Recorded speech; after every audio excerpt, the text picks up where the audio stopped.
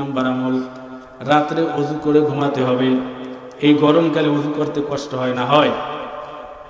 ওযু করে ঘুমাবেন, দুনিয়াবি ফায়দা আছে, চক্ষু শীতল হবে। অনেক মানুষ আমাদের কাছে এসে বলে, হুজুর রাত্রে ঘুম আসে না। আমি তাদেরকে এই ঔষধ দেই যে ওযু সহকারে ঘুমাবেন, দেখবেন চক্ষু শীতল হয়ে যাবে, শরীরটা ভালো লাগবে, ফ্রেশ হবে, দেখবেন আপনার ঘুম খুব তাড়াতাড়ি এসে যাবে। আপনি যদি রাতের বেলায় ওযু সহকারে ঘুমান, আখিরাতে 3টা ফায়দা আছে। কয়টা ফায়দা? 3টা ফায়দা। 1 নম্বরে সুন্নাত পালন, মৃত্যু সুন্নাত জীবিত করা। মৃত্যু সুন্নাত তার মানে হচ্ছে অনেক মানুষ এটা আমল করে না, সেইটা মৃত্যু সুন্নাত বলা হয়। যেই সুন্নাত অনেক মানুষ আমল করে না, এটাকে বলা হয় মৃত্যু সুন্নাত। যেহেতু এইটা অধিকাংশ মানুষ আমল করে না, আপনার আমলের মাধ্যমে আরো দেখাদেখি আরো মানুষ আমল করবে, আপনার ছেলে মেয়ে করবে, স্ত্রী করবে, অন্যান্য মানুষ করবে। যখন এই আমলটা করবে, এই সুন্নাত জীবিত হলো, সুন্নাত জীবিত করার সব। দ্বিতীয় নাম্বার, হাদিসের মধ্যে নবীজি বলেছেন, কেউ যদি রাত্রে ওযু সহকারে ঘুমায়, তাহলে তার পোশাকের সাথে একজন ফেরেশতা থাকে, এবং যখনই সে নড়াচড়া করে, তখনই ফেরেশতারা বলে, হে আল্লাহ, ওযু সহকারে ঘুমাইছে, কে মাফ করে দাও। 3 নাম্বার ফায়দা, কেউ যদি ওযু সহকারে ঘুমায়, রাত্রে যখনই তার যে কোনো টাইমে যদি ঘুম ভেঙে যায়, ঘুম ভাঙ্গার সাথে সাথে সে যদি দুনিয়া আখিরাতের যে কোনো কল্যাণের দোয়া করে, আল্লাহ তাআলা তার দোয়া কবুল করবে। সম্মানিত হাজিরিন, এই অভ্যাসটা করতে প্রথম অবস্থায় একটু হয়তো কষ্ট হবে, পরে দেখবেন যে ওযু না করলে আর ঘুম আসে না, এটা অভ্যাসে পরিণত হবে। পারবেন তো ইনশাআল্লাহ? সম্মানিত হাজিরিন, এরপরে এই গেল একটা আমল। দ্বিতীয় নাম্বার আমল হচ্ছে, যখন আপনি বিছানায় শুইতে যাবেন, বিছানায় শুইতে যে আপনি প্রথমে বিছানাটা কাপড় জাতীয় গামছা দিয়ে বা তোয়ালে দিয়ে ঝাড়া দেবেন, এটা সুন্নাত, ময়লা থাকুক অথবা না থাকুক। এরপরে বিছানায় বসে একবার সূরা ইখলাস, একবার ফালাক, একবার নাস পড়ে হাতে এভাবে ফু দেবেন, হাতের তালুতে ফু দিয়ে মাথার উপর থেকে চেহারা মাসিল করবেন। এই গেল একবার। আবার আর একবার সূরা ইখলাস, এরপরে সূরা ফালাক, নাস পড়ে আবার ফু দেবেন, আবার মাসিল করবেন। এইভাবে মোট 3 বার। কতবার? 3 বার। এরপরে আয়াতুল কুরসি পড়বেন।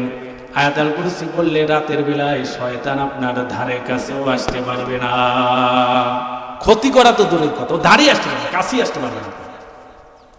আর প্রতি নামাজের পর যদি আয়াতুল কুরসি পড়ে, তাহলে তার জন্য জান্নাতে যেতে বাধা থাকে শুধুমাত্র মৃত্যু। তার মানে সে জান্নাতে চলেই গেছে, যায় নাই কেন, ঢুকতে পারে নাই কেন, মৃত্যু তার বাধা, অর্থাৎ মৃত্যুর সাথে সাথে জান্নাতে চলে যাবে। আয়াতুল কুরসি এমন এক জিনিস, কোরআনের মধ্যে যত আয়াত আছে এর মধ্যে সর্বশ্রেষ্ঠ আয়াত আছে আয়াতুল কুরসি, সূরা বাকারা 255 নম্বর আয়াত। আমরা তো পড়তেই পারি না অনেকে। সম্মানিত হাজিরিন, তাহলে আয়াতুল কুরসি পড়তে নামাজের পর পড়লে এক ফজিলত। কি ফজিলত? মৃত্যুর সাথে সাথে জান্নাত। আর এদিকে রাত্রে ঘুমানোর সময় আয়াতুল কুরসি পড়লে শয়তান ধারে কাছে আপনার আসতে পারবে না। কিসের বাবু, কিসের ক্ষতি করবে। এরপরে আপনি যখন ঘুমাচ্ছেন, তখন এই ডান হাতের তালু ডান গালের নিচে দিয়া ডান কাতে শুয়ে পড়বেন। শুয়ে আল্লাহর নবী একটা দোয়া পড়তেন, আল্লাহুম্মা কিনি আযাবাকা ইয়াউমা তাবআসু ইবাদাক। 3 বার। আল্লাহর নবী বলেন, হে আমার রব, হে আমার আল্লাহ, আপনি যেই দিন বিচার করবেন, অর্থাৎ কিয়ামতের দিন, বিচারের আযাব থেকে আপনি আমাকে হেফাজত করেন।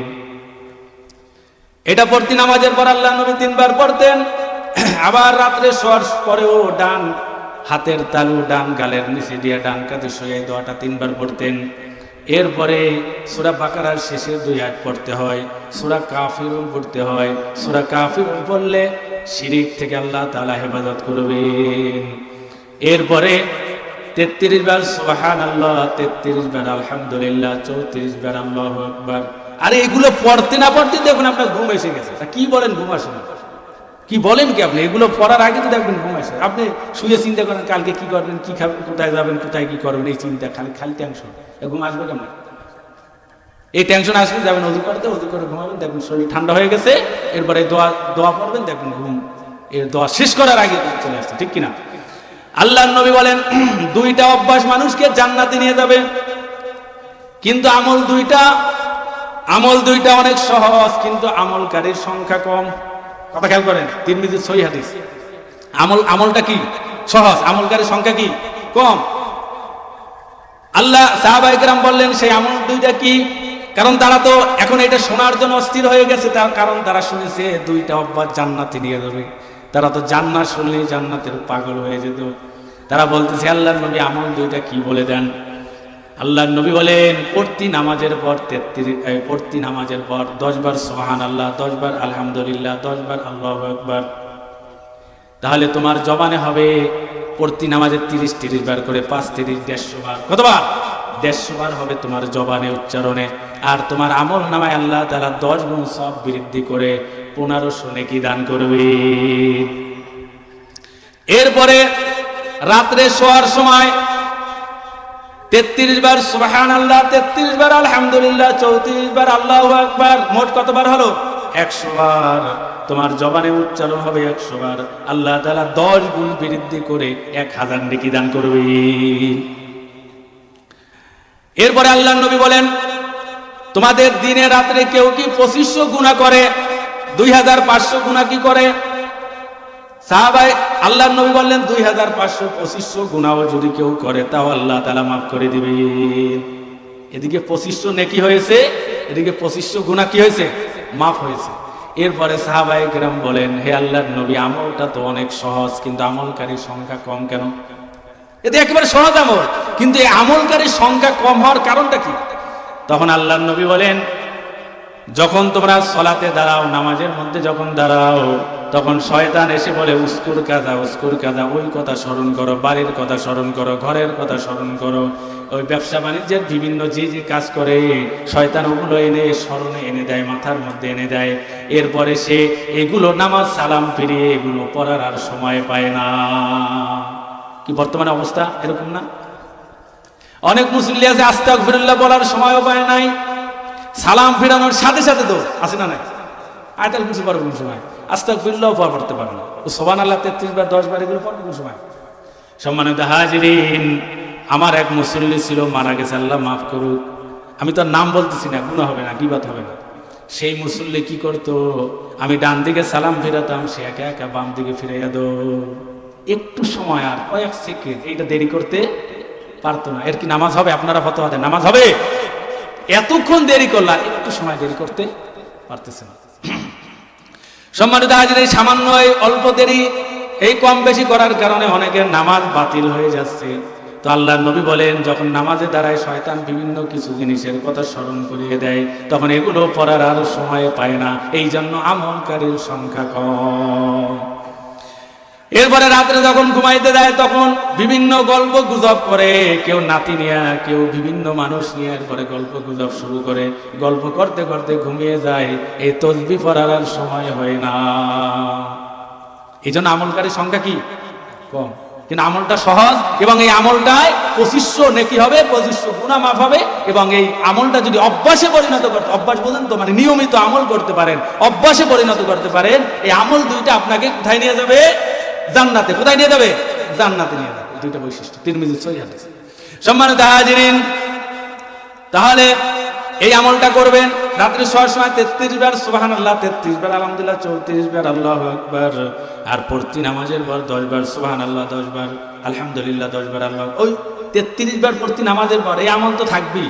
এই আমল কি থাকবে? এটা তো আছে, এটা করবেন, এটা তো করেন, এটা করবেন, কিন্তু সাথে সাথে 10 বারেরটাও বৃদ্ধি করবেন। আজকে থেকে 10 বার এটা কি করবেন?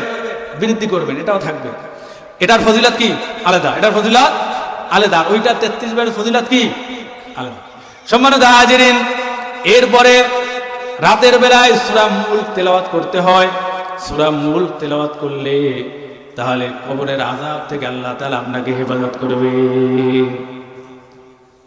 কি থেকে হেফাজত করবে? কবরের আযাব থেকে সূরা মুলক হেফাজত করবে।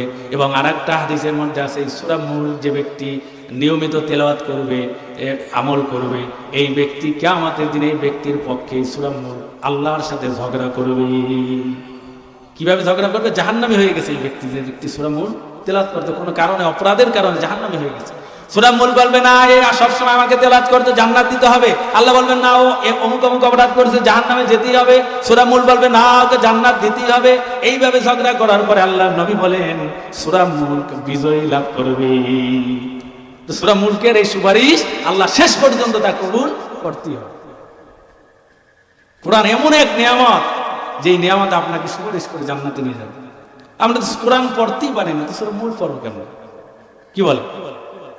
এই নিয়ামত থেকে আমরা অধিকাংশ মানুষ বঞ্চিত কিনা বলে? আজকে শতকরা 100-র মধ্যে 90 জনে কোরআন পড়তেই পারে না। 10 জনে পড়তে পারে, এই 10 জনের মধ্যে 7 জনের সহি হয় না, 3 জনের সহি হয়, 3 জনে আবার পড়া সম্ভব হয় না। তাহলে কোরআন কত অবহেলিত, কত অপমানিত করে রাখছে। কোরআন আজকে ঘর থেকে মসজিদে পাঠাই দিচ্ছে, পড়ার সময় নেই। কিছুদিন টেবিলের উপর রাখছে, এরপরে ময়লা আবর্জনা একটা রুমাল দিয়ে পেঁচাইয়া, মহিলাদের ওড়না দিয়ে অথবা অন্য কোনো জামা কাপড় দিয়া, যেগুলো পরে নাই ময়লা জামা কাপড় দিয়া এগুলো পেঁচাইয়া উপরে রাখছে কয়দিন, এরপরে পাঠাই দিচ্ছে মসজিদে। এগুলো পড়ার লোক নাই, সময় নাই। এই জন্যই কি আমাদের দিন মহান রব্বুল আলামিনের সামনে আল্লাহ রাসূল মামলা দায়ের করবে। সেই মামলা কি দায়ের করবে সেটাও আল্লাহ তাআলা আগেই জানিয়ে দিয়েছেন। সূরা ফুরকানের 30 নম্বর আয়াত, ওয়াকালার রাসূলু ইয়া রাব্বি ইন্না কওমি ইত্তাখাযু হাযাল কুরআনা মাহজুরা। হে আমার রব, আল্লাহ রাসূল বলবেন, আল্লাহ রাসূল আল্লাহর নবী বলবেন, হে আমার রব, আমার এই জাতি, আমার এই উম্মতেরা কোরআন পরিত্যাগ করছে, কোরআন পরিত্যাজ্য করছে। আল্লাহ রাসূল যদি মামলা দায়ের করে আমাদের উপায় আছে? এই জন্য আজকে তওবা করেন, এতদিন ভুল করেছেন, আজকে থেকে যে যেখানে আছেন, যে যেভাবে পারেন, কোনো ইমাম, কোনো আলেমদের ধরে, কোনো হাফেজ ধরে, বাড়িতে নিয়ে হোক, মসজিদে এসে হোক, যেভাবে হোক কোরআন শিখতে হবে। এটা বাধ্যতামূলক, এটা না শেখা কোনো উপায় নাই, এটা শিখতেই হবে, সকলের জন্য এটা ফরজ আইন। এ সম্পর্কে কোনো আলেম দ্বিমত নাই। আপনারা বলেন হুজুর এক একটা বলে, আপনারা ওগুলা যেগুলো সব আলেম একই কথা বলে সেগুলো তো আপনি মানতে পারেন না। যেগুলো মতবিরোধ করে, একজন এক এক মাসলা বলে, এগুলো মানার তো দরকার নাই। আপনি যেই কথার উপর সব আলেম একমত, নামাজ 5 ওয়াক্ত জামাতে পড়তে হবে পুরুষের, এ ব্যাপারে কোনো আলেম দ্বিমত করছে? সবাই একমত না, সেটাই তো আপনি মানতে পারবেন। কোরআন শিখতে হবে, পড়তে হবে, তেলাওয়াত করতে হবে, আপনাকে বুঝতে হবে কোরআন। এই ব্যাপারে কোনো আলেম দ্বিমত আছে? কেউ বিরুদ্ধে বলছে? এগুলো সবাই একমত, এগুলো করেন না কেন? এগুলো তো করতে পারতেছেন। এজন্য সম্মানিত হাজিরিন, কোরআন শিখতে হবে, কোরআন বুঝতে হবে, কোরআন অনুযায়ী আমল করতে হবে। আর আল্লাহর নবী, সে আমাদের জন্য আল্লাহর অনেক বড় নিয়ামত ছিল, কিন্তু সেই নিয়ামত আল্লাহ তাআলা নিয়ে গেছেন না? আল্লাহর নবী আমাদের জন্য নিয়ামত ছিলেন কিনা বলেন? ও কথা বলেন, নিয়ামত ছিল কিনা? কিন্তু সেই নিয়ামত কি আছে না নিয়ে গেছেন? নিয়ে গেছেন। কিন্তু তার সাথে যে সবচাইতে বড় নিয়ামত, কোরআনের নিয়ামত কি তিনি নিয়ে গেছেন? আল্লাহর নবী সাথে নিয়ে গেছেন, আমাদের জন্য রেখে দিয়ে গেছেন। আমরা তো ইচ্ছা করলে এটাকে শিখতে পারি, একটু পরিশ্রম করলে, সময় দিলে তো এটা শিখতে পারি। আমাদের মসজিদে এই কোরআনের শিক্ষা হয়, তালিম হয়, অথচ এতে মানুষ নেই, এতে মানুষ পাওয়া যায় না। সম্মানিত হাজিরিন, অথচ কষ্ট করে ঠেকে পড়লে এটা আল্লাহ পাক রব্বুল আলামিন তার গুনাহ মাফ করতে থাকে, আর ডাবল সওয়াব দিতে থাকে। ডাবল সওয়াব হতে থাকে, দ্বিগুণ সওয়াব হয়। কারণ ঠেকিয়া কষ্ট করে পড়তে পারে না, জিহ্বা থেকে আসে না, এরপরও ঠেকে পড়ে, এই কারণে তার দ্বিগুণ সওয়াব আল্লাহ তাআলা দান করবে। সুবহানাল্লাহ। সম্মানিত হাজিরিন, এজন্য আপনি শিখতে পারেন আর না পারেন, চেষ্টাটা আল্লাহ তাআলা দেখবেন। কি দেখবেন বলেন? কি দেখবেন? চেষ্টা দেখবেন যে আমার বান্দা চেষ্টা করছে। আল্লাহ তাআলা চোখের মতো নিয়ামত দান করছে। এক অন্ধ হাফেজ বলছে, অন্ধ চোখে দেখে না, সে হাফেজ হয়ে গেছে। সে বলতেছে মাহফিলের মধ্যে যে আমি অন্ধ হয়ে হাফেজ হয়ে গেলাম মানুষের থেকে শুনে, আর তোমাদের চক্ষু আল্লাহ তাআলা দান করছে, অথচ তোমরা এই দেখে ইচ্ছা করলে, একটু কষ্ট করলে তোমরা শিখতে পারতা, অথচ তোমরা চেষ্টা করো না, শিখতে পারো না। তাহলে আল্লাহর এই মহান নিয়ামত থেকে আমাদের এই জাতি বঞ্চিত। আমরা ইনশাআল্লাহ নিয়াত করতে পারবো তো ইনশাআল্লাহ, যে আগামী কাল থেকে আমি কোরআন শিক্ষার জন্য যা কিছু প্রয়োজন, যত সময় লাগে, অর্থ লাগে, যা কিছু লাগে আমি ব্যয় করব ইনশাআল্লাহ। বলে সম্মানিত হাজিরিন, তাহলে রাতের বেলায় সূরা মুলক 29 পারার একবারে পড়তেন সূরা মুলক। এটা তেলাওয়াত না করে আল্লাহর নবী কখনো ঘুমাতেন না, এবং এটা তেলাওয়াত করলে কবরের আযাব থেকে আল্লাহ তাআলা মাফ করবেন। কারণ কবর হচ্ছে সবচেয়ে বড় ভয়ঙ্করের জায়গা, করুণ দৃশ্যের জায়গা হচ্ছে কবর। এর চাইতে ভয়ঙ্কর দৃশ্য আর কিছু না, ঠিক কিনা? ওসমান রাদিয়াল্লাহু তাআলা কবরের কাছ থেকে যখন যাইতেন কাঁদতে কাঁদতে তার দাড়ি ভিজাইতো। জিজ্ঞেস করলো কেন কাঁদেন? বলতেছে কবরের চাইতে, আল্লাহ রাসূল থেকে আমি শুনেছি যে কবরের চাইতে ভয়ঙ্কর করুণ দৃশ্য আর দেখি নাই। সম্মানিত হাজির, কবরের আযাব থেকে আল্লাহ তাআলা মাফ করবেন যদি আপনি সূরা মুলক তেলাওয়াত করেন, এবং এই শয়তান থেকে, এই ভূত পেতনি যা বলেন, বোবা ভূত বলেন, সব থেকে আল্লাহ হেফাজত করবেন। এরপরে আপনি সকালবেলায় 100 বার লা ইলাহা ইল্লাল্লাহু ওয়াহদাহু লা শারীকা লাহু লাহুল মুলকু ওয়া লাহুল হামদু ইহয়ী ওয়া ইউমীতু ওয়া হুয়া আলা কুল্লি শাইইন কাদির, এই জিকিরটা সকালবেলায় 100 বার করতে হবে। কতবার? 100 বার করলে 5টা ফজিলত সহিহ বুখারীর মধ্যে বর্ণনা আছে। 5টা ফজিলত কয়টা বলেন? কয়টা? মুখস্থ করবেন। 100 গুনাহ আল্লাহ তাআলা মাফ করে দিবে। 100 নেকি দান করবেন। প্রথম নাম্বার কি? 100 গুনাহ মাফ করবেন। দ্বিতীয় নাম্বার 100 নেকি দান করবেন। 3 নাম্বার ফজিলত হচ্ছে 10টি গোলাম আযাদ করার সওয়াব দান করবেন। 4 নাম্বার ফজিলত, কিয়ামতের দিন এই ব্যক্তি, যে ব্যক্তি এই 100 বার লা ইলাহা ইল্লাল্লাহ এই দোয়াটা পড়ছে, এই তাসবিহটা পড়ছে সকালবেলা 100 বার, এই ব্যক্তি কিয়ামতের দিন এত বেশি পরিমাণ আমল নিয়ে উঠবে যে এর মতো এত বেশি আমল অন্য কেউ নিয়ে উঠতে পারবে না। তবে অন্য যদি কেউ আমল করে তাহলে ভিন্ন কথা।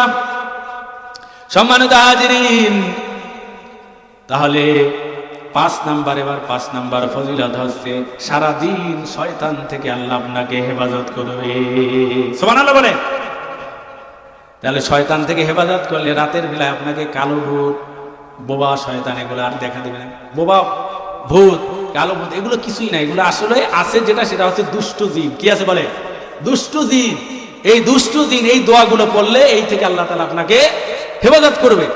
আল্লাহর নবী শুধু আখেরাতে কি হবে, সেই আখেরাতের বিপদ থেকে কিভাবে হেফাজত থাকা যাবে সেই পদ্ধতি শুধু শিক্ষা দেন নাই, দুনিয়ার বিপদ থেকে, মুসিবত থেকে কিভাবে মুক্তি পাওয়া যাবে সেটাও আল্লাহর নবী বলে দিয়েছে। সম্মানিত হাজিরিন, এজন্য রাতের বেলায় যখনই সন্ধ্যা শুরু হয়, যখনই মাগরিবের ওয়াক্ত শুরু হয়, তখনই ঘরের দরজাটা বিসমিল্লাহ বলে বন্ধ করে দিতে হয়। বিসমিল্লাহ বলে বন্ধ করে দিলে ওই ঘরে আর শয়তান ঢুকতে পারে না। কিন্তু আমাদের দেশে কি সেইটা আছে? সেইটা নাই। সম্মানিত হাজিরিন, এরপরে রাতের বেলায় যখন ঘুমাতে যাবে সকল পাতিলগুলো উপর করে রাখতে হবে অথবা ঢেকে রাখতে হয়। উপর করে অথবা ঢেকে রাখতে হবে সকল পাতিলগুলো, এবং আগুন বাতি সবগুলো নিভিয়ে রাখতে হবে। কারণ দুষ্ট জিনেরা ইঁদুরের মাধ্যমে আগুন দিয়ে অন্য জায়গায় নিয়ে আপনার ক্ষতি করবে, বাড়ি ঘরে জ্বালিয়ে দিবে। মদিনায় এরকম আল্লাহর নবী থাকতে এরকম একটা ঘটনা হয়েছিল। এই জন্য রাতের বেলায় ঘুমানোর আগে সব বাতি এবং সব আলো এইগুলো সব নিভিয়ে আল্লাহর নবী ঘুমাতে বলেছেন। সম্মানিত হাজিরিন, তাহলে এই আমল যদি করা হয় তাহলে দুষ্ট জিন, দুষ্ট শয়তান থেকে আল্লাহ তাআলা হেফাজত করবেন। প্রতি নামাজের পর একবার সূরা ইখলাস, একবার ফালাক, একবার নাস, এবং ফজর এবং মাগরিবের পরে সূরা ইখলাস। সূরা ইখলাস বুঝেন তো? কুল আল্লাহ সূরা, কুল আল্লাহ বলে সবাই ছিল সূরা। এই কুল আল্লাহ সূরা 3 বার, ফজর মাগরিব পর কয়বার? 3 বার, ফালাক 3 বার, নাস 3 বার, এ পড়তে হবে। আর অনেক দোয়া আছে, এগুলো তো পারবেন না, ছোটগুলো পড়েন। আবার এই 33 বার সুবহানাল্লাহর আমল আপনারা করেন। এর আরেকটা আমল আছে যে 33 বার সুবহানাল্লাহ, 33 বার আলহামদুলিল্লাহ, আবার 33 বার আল্লাহু আকবার। এরপর একবার পড়তে হবে লা ইলাহা ইল্লাল্লাহু ওয়াহদাহু লা শারীকা লাহু লাহুল মুলকু ওয়া লাহুল হামদু ইহয়ী ওয়া ইউমীতু ওয়া হুয়া আলা কুল্লি শাইইন কাদির। এইটা যদি পড়ে, তাহলে এই আমলটা যদি করে, তাহলে কি হবে? তাহলে এই আমলটা করলে তার সাগরের ফেনা পরিমাণ গুনাহ হলে আল্লাহ তাআলা মাফ করে দিবে।